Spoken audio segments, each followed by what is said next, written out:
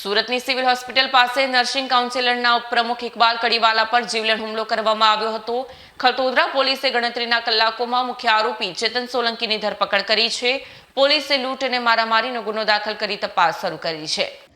પ્રાપ્ત માહિતી મુજબ આરોપી અગાઉ સિવિલ હોસ્પિટલમાં કોન્ટ્રાક્ટર ડ્રાઈવર તરીકે નોકરી કરતો હતો। તેણે નર્સિંગ ઉપપ્રમુખ પર હુમલો કરી તેમની કારમાં તોડફોડ કરી હતી અને કારમાં મૂકેલી બેગ લઈને ફરાર થયો હતો।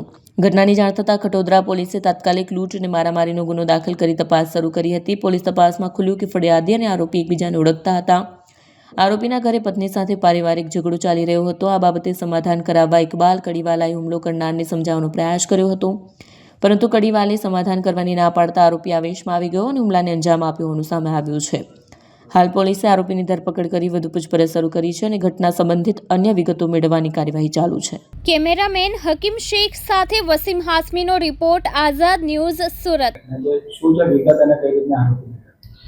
આજરોજ સવારના સમયે વહેલી સવારે 5 વાગ્યાની આસપાસ નર્સિંગ કાઉન્સિલના ઉપપ્રમુખ તેમજ ટ્રોમા સેન્ટરના ઇન્ચાર્જ ઇકબાલભાઈ કડીવાલાએ પોલીસ સ્ટેશન ફરિયાદ આપેલ છે કે સવારના સમયે પોતાના કામથી બહાર જતા તે દરમિયાન સિવિલના ગેટ પર પાણીની બોટલ લેવા માટે ઊભા થયેલા હતા।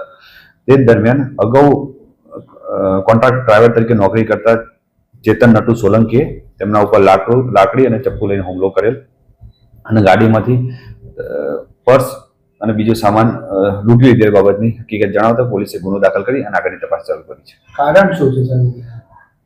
જે આ ગુનાનો આરોપી છે ચેતન નટુ સોલંકી અગાઉ સિવિલમાં કોન્ટ્રાક્ટ ડ્રાઈવર તરીકે નોકરી કરતો હતો અને તેમને તેમજ આ કામના ફરિયાદીને ઓળખતા હોય છે।